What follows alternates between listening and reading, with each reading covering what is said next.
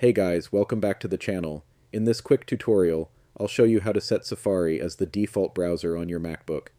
Your default browser is the app that automatically opens whenever you click on a web link in emails, documents, or other apps. So if you want those links to open in Safari instead of Chrome, Firefox, or another browser, this is how to do it.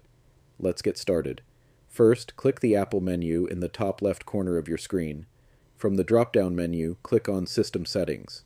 Once System Settings opens, scroll down a little and click on Desktop and Dock in the sidebar. Now look for the option called Default Web Browser. Next to it, you'll see a drop-down menu showing your current default browser. Click the drop-down menu, then select Safari from the list. As soon as you select it, Safari will immediately become your default browser on your Mac. That means whenever you click on a link from now on, it will automatically open in Safari.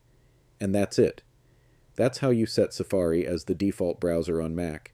If this video helped you, make sure to like the video and subscribe to the channel for more Mac tutorials and tips. Thanks for watching, and I'll see you in the next video.